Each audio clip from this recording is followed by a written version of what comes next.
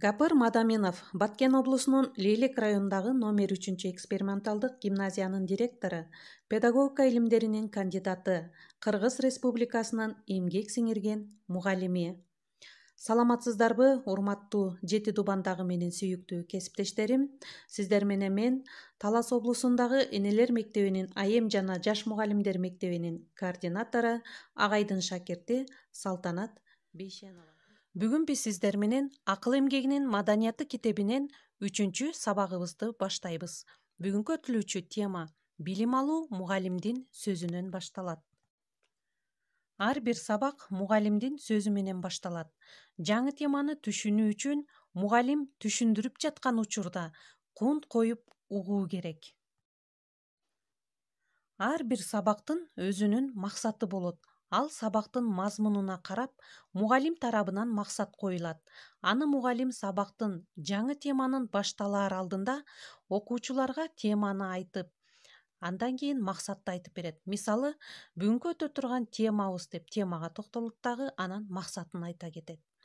Жакшы билим алгысы келген окуучу ошондо сабактын максатын билип, оюн топтоп, мугалим менен сабактын аягына чейин эч нерсеге алагды болбой, мугалимди ээрчип барып, сабактын максатына жетет.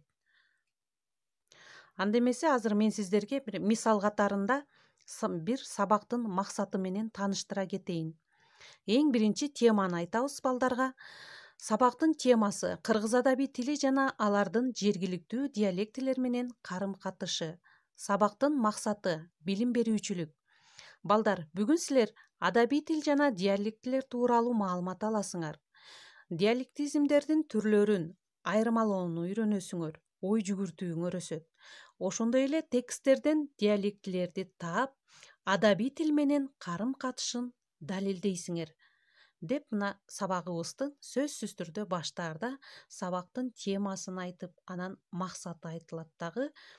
Андан кийин сабагыбызды баштайбыз. Эгерде ошол учурда окуучу сабактын максатын кунт коюп угуп алган болсо, анда ал сабактын аягына чейин түшүнүп отурат. Мисалы, теманы түшүнүп, билим, көндүм ыкмаларды өздөштүрүп алат.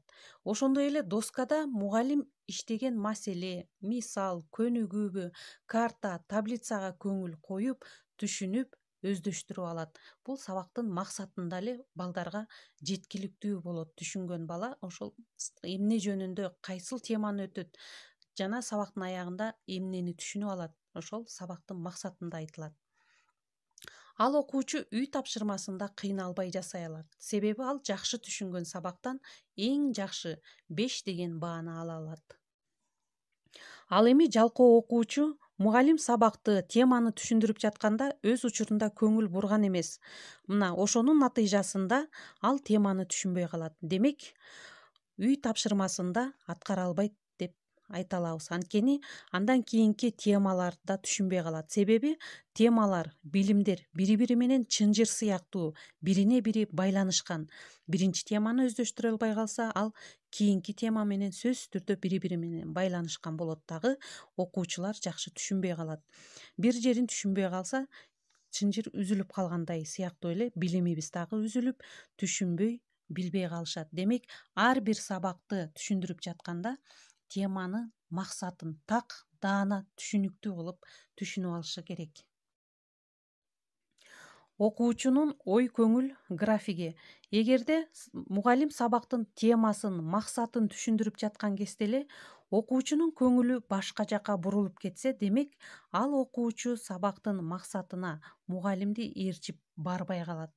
Эгерде кызыккан окуучу болсо 5 алат. Анткени ал сабактын башында эле темасын, максатын мугалим менен бирге ээрчип барып 5ке жете алат. Ал эми кызыкпаган окуучу албетте 2 баасы менен чектелет. Мугалим сабакты айтып жатканда, теманы түшүндүрүп жатканда, окуучулар эмнеге көңүл бурушу керек? Анда эмесе кунт коюп угуп алгыла. Эң биринчи окуучу көңүлдү топтоп угуш керек теманы түшүндүрүп жатканда. Экинчиден ошону көзөмөлдөп, күзөтүп угуу жана уккандарын ойлоо. 4-үнчү негизгисин бөлүү.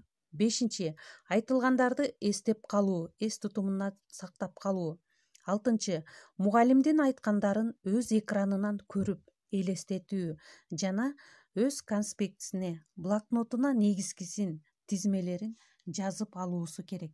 Сабакты мугалим түшүндүрүп жатканда өзгөчө көңүл коюп көрүү төмөнкү учурларда керек. Биринчи, картадан, таблицадан көрсөткөндө көңүл коюп көрүү отуруш керек. Экинчи, колу менен, жүзү менен көрсөткөндө өзгөчө кароо керек. Ошондой эле айлана чөйрөнү, буюмду көрсөткөндө дагы көңүл буруп, ошого маани беришибиз керек экен. Анда эмесе, урматтуу кесиптештер жана окуучулар, бүгүнкү 3-сабагыбыз аягына келип жетти. Көңүл бурганыңыздарга чоң рахмат.